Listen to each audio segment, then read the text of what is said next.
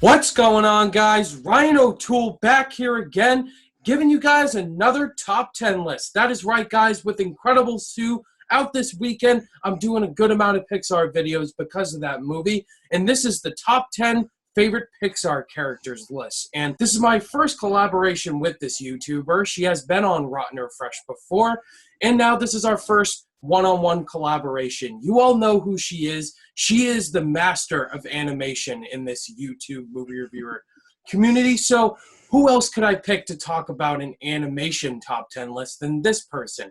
That's Rachel Wagner. Rachel, welcome to the channel. Thank you so much for letting me be on your channel. This was a Herculean task that you had given me to do, but I was up for the challenge, and I'm really excited to talk about Pixar. Anytime I can talk about Pixar, I'm ready to go. Oh, yes, absolutely. Pixar, I think Rachel and I can both agree, Pixar is one of the top 5 best film studios, companies working today.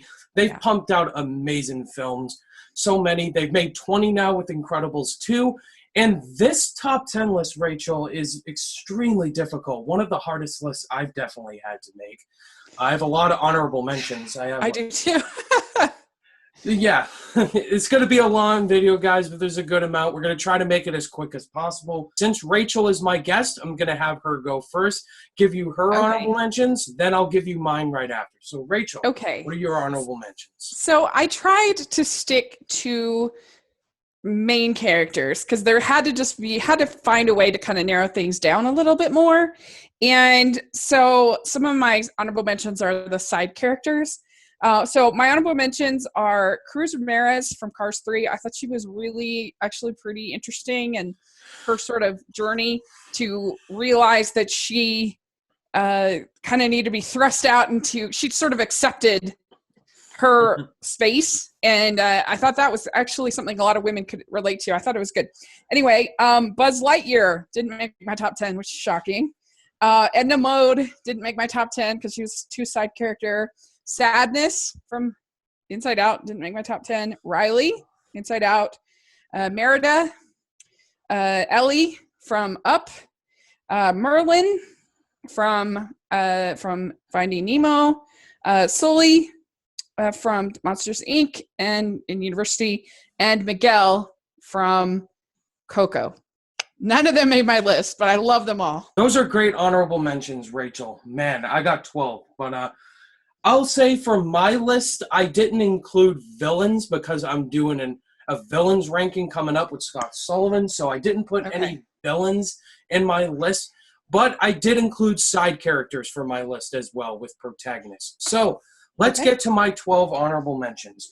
First honorable mention I have is Flick from A Bug's Life. I think he's the most underrated Pixar protagonist.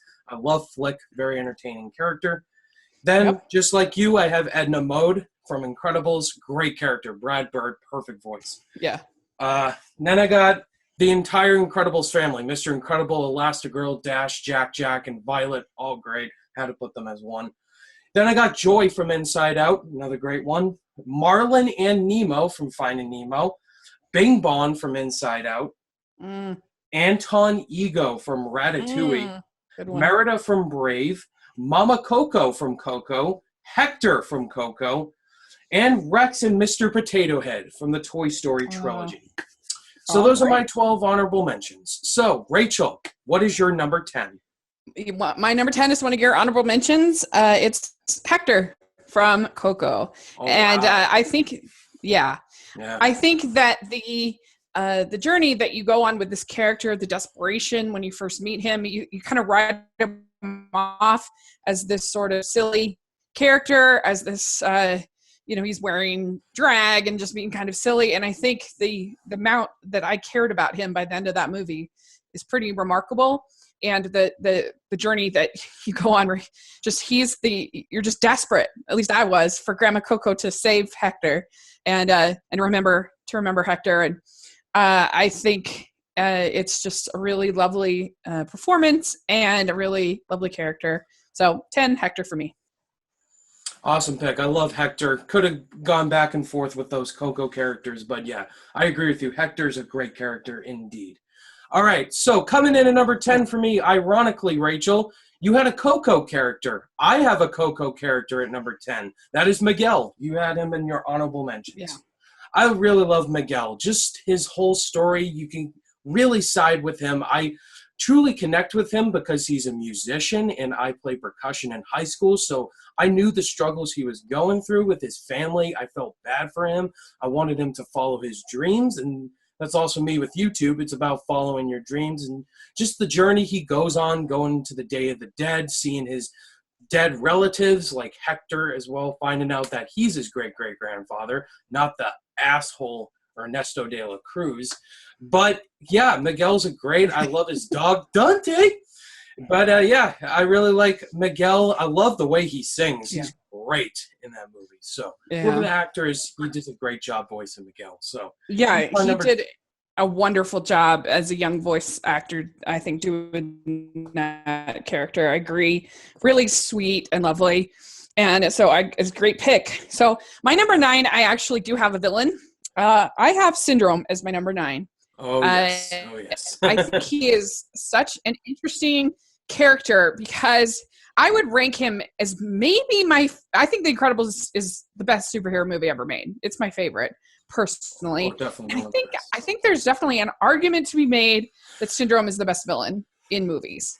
I know a lot of people might argue, but I think there's a case to be made at least because I think what makes an interesting villain, I'm not a villain person in general, but excuse me, but I think what makes an interesting villain is one that has truth, but then takes it to this dark place.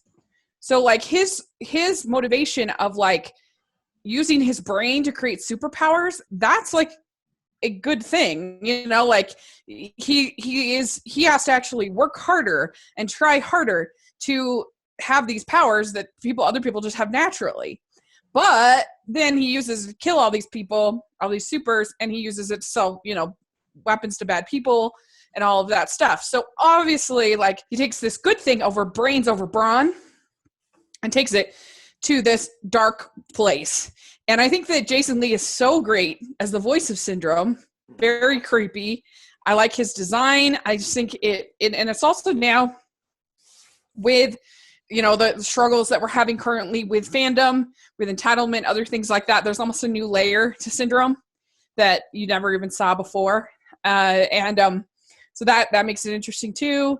And I don't know, I just think it's a brilliantly written character. 100%. Syndrome is a great villain. He's one of the best Pixar villains for sure. And yeah, his motivations are true. You understand why he became a villain for sure. Great pick. All right, coming in at number 9 for me is another character I can relate to in his passions. My number 9 is Remy from Ratatouille. I love Remy, just the adventure he goes on, being separated from his family, going to Paris, going to Gusteau's restaurant, learning how to be a cook. And I just love Remy. He's an entertaining character. I love his passion. He really wants to be a great chef. And he really is the one who believes in Gusteau's vision. Anybody can cook. And I just like the relationship he has with Linguini. They don't talk to each other, but he's under his hat. Like, he's doing the cooking and not Linguini. And it's just a really creative Pixar film and a really great character. Mm-hmm.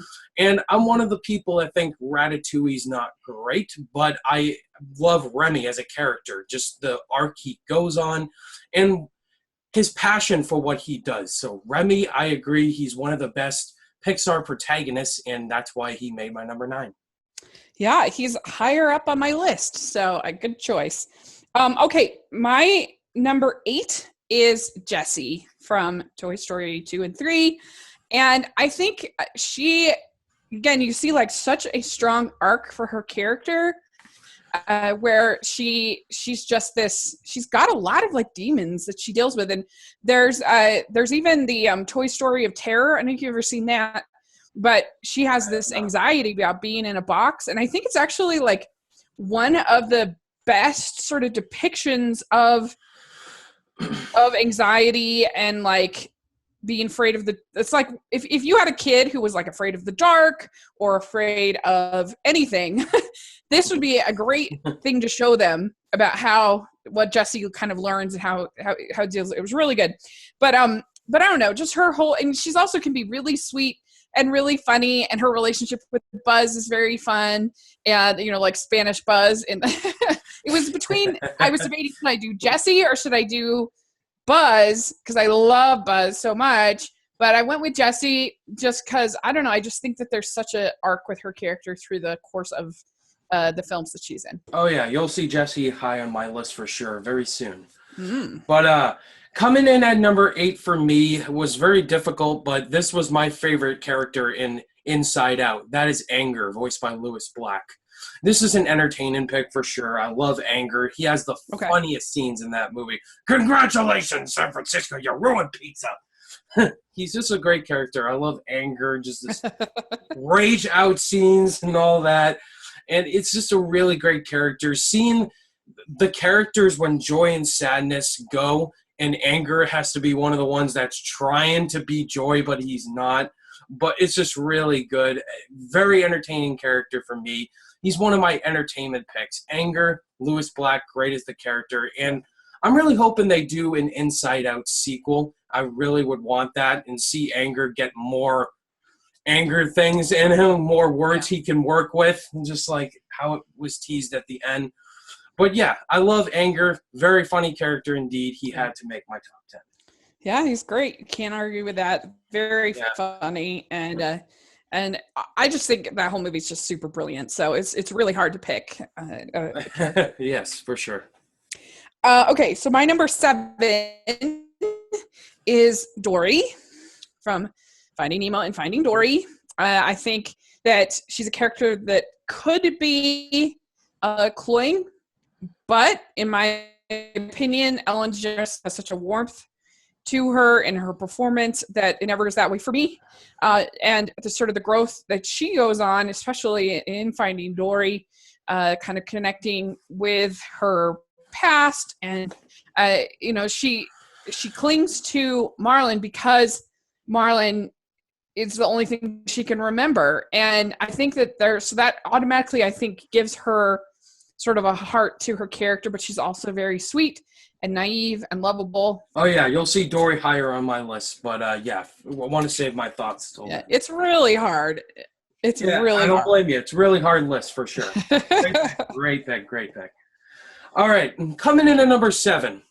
This is another entertainment pick for me. This is my favorite character in Incredibles by far. That's Frozone, Samuel Jackson.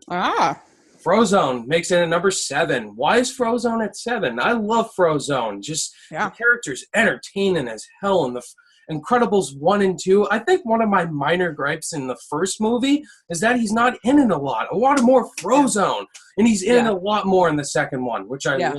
And Samuel L. Jackson is the perfect voice for Frozone. I would call that top 10 perfect voice casting choices. I mean, Frozone is a character, very entertaining. Of course, the iconic scene, "Where's my super suit?" You really connect with the character. But just his friendship he has with Bob Parr, Mr. Incredible, it's great. It's a type of friendship I can connect with for sure. And it's really good.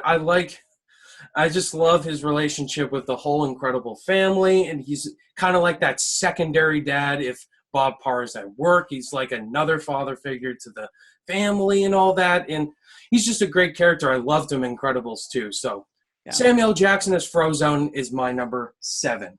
Yeah, he was really great in Incredibles 2, and is a very fun character. So I can totally see why you'd have him on your list. And I think a strong voice casting as well. And just some funny stuff, like I wanted to go bowling. So it's good. Very good. All right. So my number 6 is from my favorite movie, not just Pixar movie, but favorite movie is Carl Fredricksen from Up.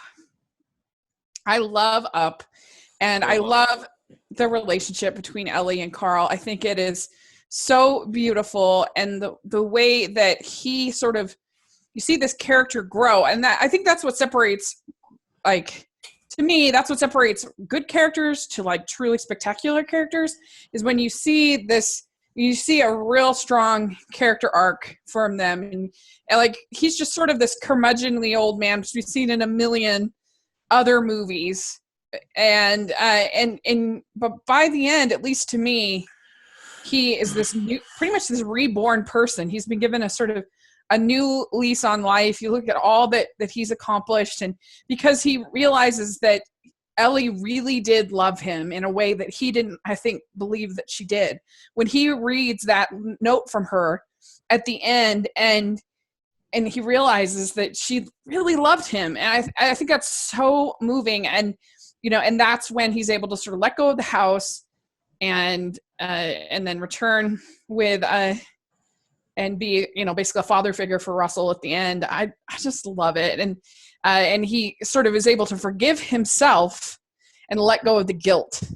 And I think a lot of us sort of walk around with regrets and with guilt, and that's sort of the message of the movie to me, is to let go, let go of regrets, let go of guilt. And so I love the movie, and I love Carl's character by the end. I love Carl. You're going to see him higher on my list, but he's a great character for sure. Awesome. All right, let's get to my number 6. Coming in at number 6 for me, Rachel's already said it. It's Jessie from Toy Story 2 and 3. I love Jessie ever since I was a kid. I honestly wanted to get a Jessie doll. Just how much I love Jessie. Just once you finally really meet her, Joan Cusack is great as the voice. But you could see why she starts off as a high energy, kind of annoying character. But really, once you get to know her backstory, my God, that whole entire montage, no dialogue, it made me cry. And I love Jessie from there on. Her relationship with Woody and Buzz and the whole gang is awesome. And Jessie has really become that very important staple character for the franchise, the trilogy. I mean, the whole trilogy wouldn't be great if it wasn't for the top 3 iconic characters of Woody, Buzz, and Jessie. Yeah. And I like the relationship he has with Bullseye as well, the Roundup gang, once you get introduced to them. Jessie's the main standout, and Jessie's funny, Jessie's caring, relatable, and just a great character. Isn't it interesting that with all of these characters, how similar our lists are going to end up being? That's pretty amazing. Yeah, when you think about it. Yeah, she's the best. I agree. So my number 5 is Joy from Inside Out. I think that you actually see like this incredible character arc for Joy. She starts out just believing that fun is happiness, basically. Mm-hmm. And by the end of when she's down in that rubble and the graveyard or whatever of memories, she is just at such a low point, and she has a revelation, I guess, that happiness is reliant upon sadness, and that it was the sadness that made those happy moments really, really happy. And I don't know, so you just see this growth of her as a character and she holds out that happiness is fun till very late. Like, she sticks to it, and until well past when they're in the dream factory, past there. And I just, it isn't until she gets to that point in the memory graveyard that she finally is humble to a point where she lets go of that and is sort of teachable. And I just love, I think she is and Amy Poehler, brilliant as the voice. And so I picked Joy. There's a lot of characters in that movie, but to me, Joy had the most growth as a character of all the characters. Oh, definitely agree. Joy definitely had the best character development in that movie for sure. Yeah, great pick right there. All right, coming in at number 5 is a total cheat. I put these characters as 1 and 2. I think Rachel knows who they are. It's Mike and Sully from Monsters, Inc. and Monsters University. Uh-huh. I can't pick which one I like more. I like both Mike and Sully. My brother was Mike for Halloween many times, and I wanted to be Sully. I couldn't be Sully, which I was mad. But Mike and Sully, I grew up with these characters. I mean, I love both of them in Monsters, Inc. Just the two lovable monsters, especially Sully. He doesn't want to be a major scarer until he meets Boo in the movie.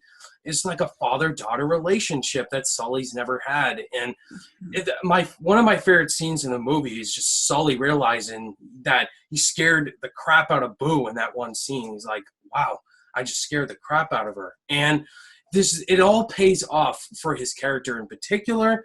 And just the ending of Monsters, Inc. just makes me cry every time when he says goodbye to Boo. It's so sad.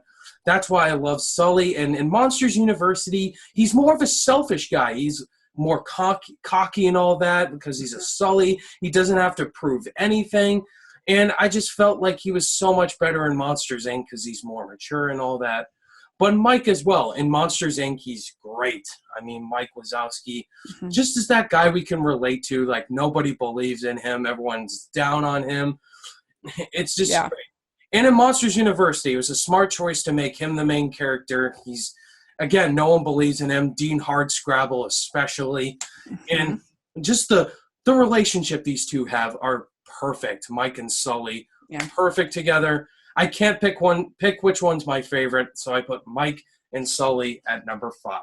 All right, good. I have Mike higher, so I agree with you. My number 4, I have Wally. And Wally is just so sweet and so lovely. And I actually think you do see, I mean, for a robot, what are you going to do? But I think you actually do see a little bit of growth as a character by the end. And I just love his toddling about at the beginning, and I love his hello Dolly, and it only takes a moment, and so good. And I love him and Eve.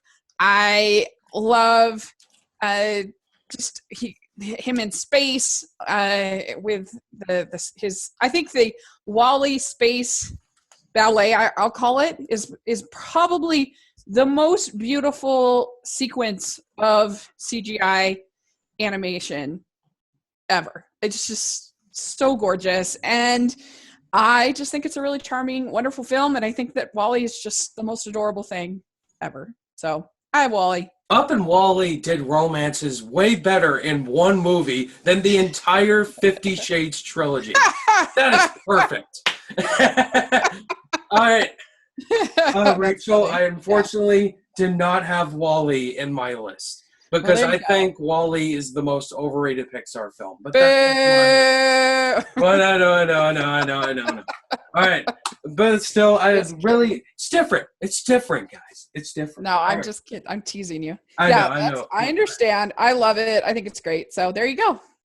All right, let's get into my number 4. All right, coming in at number 4, Rachel's already mentioned this, Dory from Finding Nemo and Finding Dory. Dory as a character never got on my nerve when I was a child.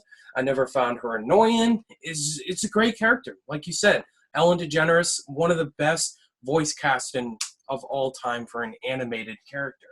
I mean, Ellen DeGeneres, no one else can play Dory but Ellen. And Dory's great. She has so many iconic lines. Just keep swimming. Just keep swimming. P. Sherman, 42 Wallaby Way. Squishy. So many lines. And when she meets Marlin, it's just you really care. And thank God they didn't force a romance. They had a great teamwork together. Finding Nemo in the first one. And that's true. Dory in the second one as well. I don't love Finding Dory, but she uses her short-term memory loss as a strength throughout that whole movie, finding her parents. She wants to find them. Even though she forgets constantly, she gets the job done. And I loved her friendship with Hank as well in Finding Dory. Yeah. Hank was great. And just she has one of the best character arcs in the entire Pixar franchise. And Dory's a great character. So, of course, she had to make my top 5 at number 4. Very good. Very good. All right. My number 3 is one you already mentioned. And it is Remy from Ratatouille. I have his number 3 because I think it's really interesting with Remy because to start out the film, he really doesn't, he's not like a dreamer. He literally just wants to eat good food. Like he doesn't have, his dream is not to work in a restaurant or to, I don't know. He's just very simple. Like he just wants to be able to eat.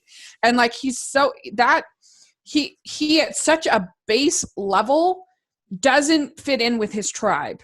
And I have always liked stories like that about people who just, and I think there's always a side of me that maybe I didn't feel, I was very different from my brother and sister. And so I think I just relate to that sort of not feeling like you fit into your tribe a little bit. And because I love Little Mermaid, and that's kind of her feeling too. So it's sort of similar, but with Remy, it's just so simple. He just doesn't want to eat trash. And like, as he goes through his relationship with Linguini, it's just, I love Patton Oswalt's performance. I think it's just really sweet. And so I have Remy at number 3. Cody will be happy. Loves Ratatouille. All right, coming in at number 3 for me is Buzz Lightyear from the Toy Story trilogy. Yeah. Of course, Buzz Lightyear, great character. I mean, what else needs to be said? To infinity and beyond. Tim Allen as Buzz Lightyear, great casting choice.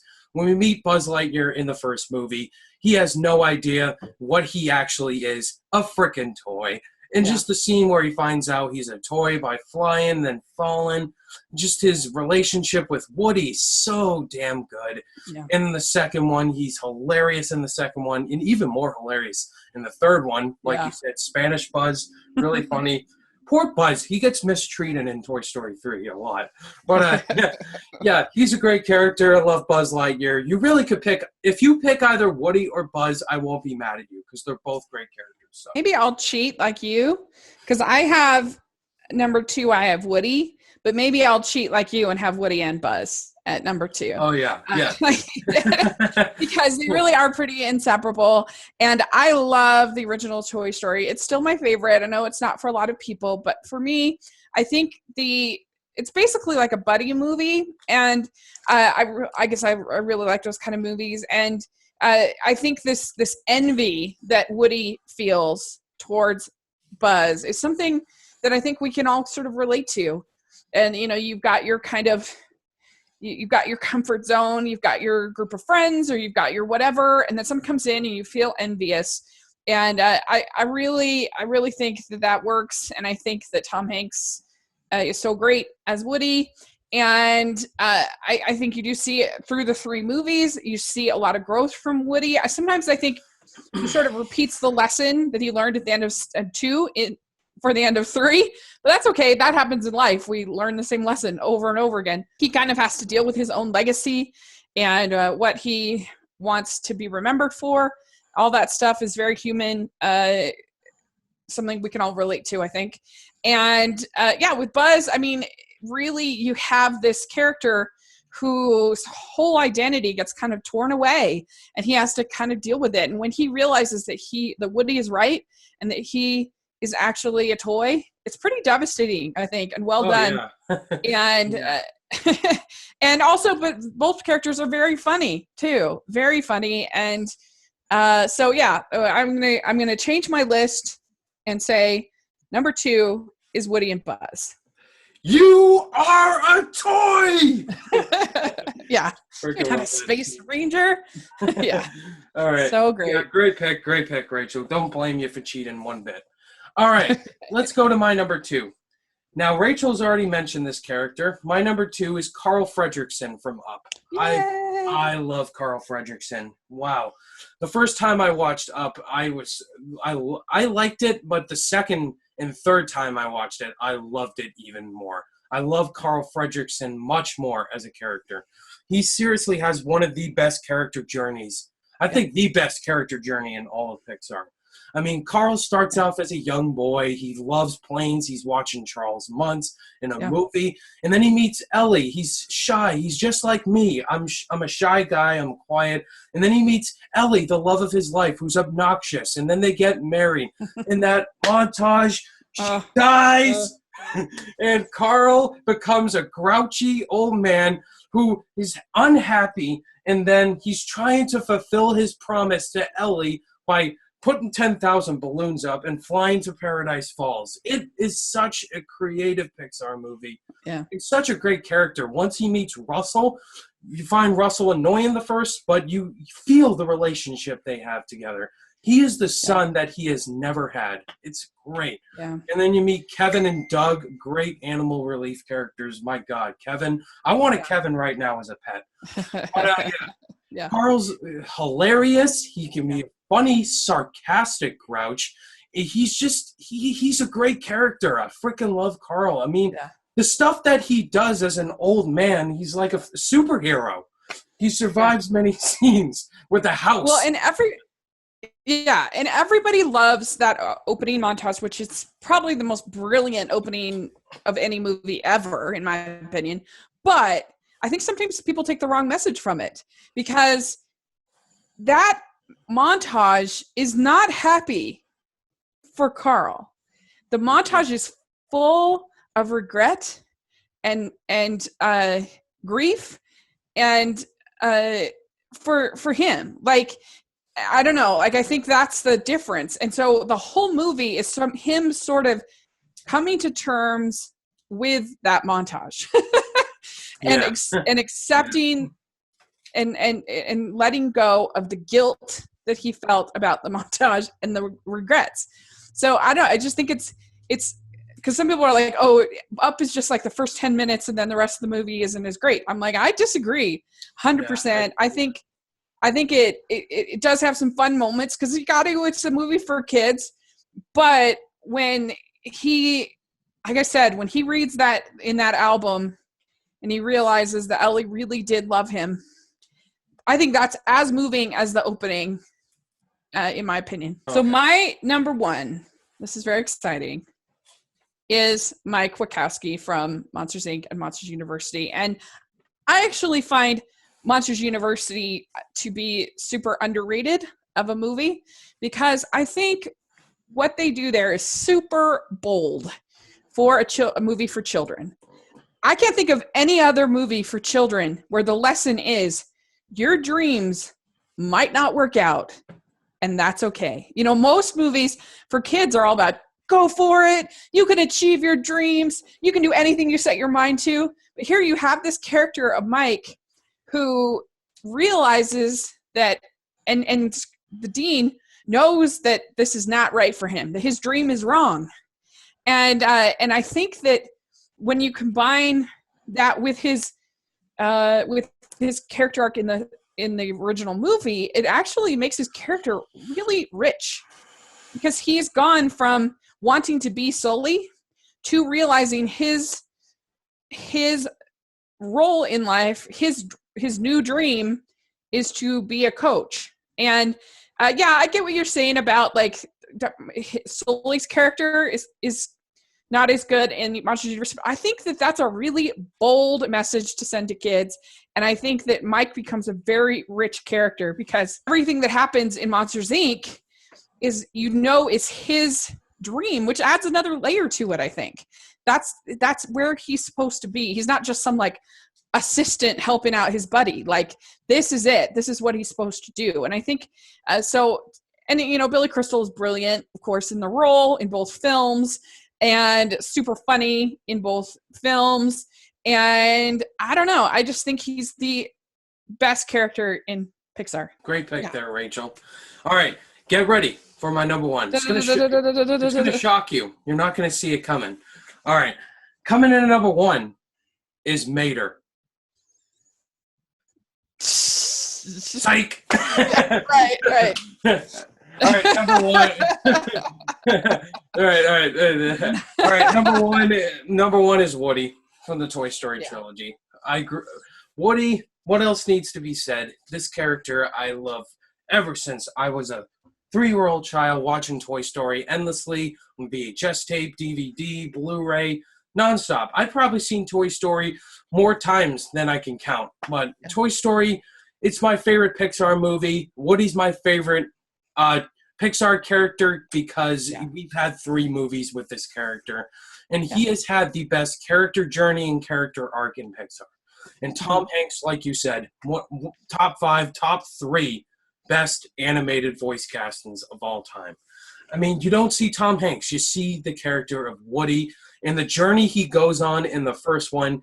Like you said, in the first one, like Andy's house. Andy is his owner. It's his territory. Then once Buzz Lightyear shows up, the coolest toy in the universe, he gets jealous and he tries to throw Buzz and try to kill him.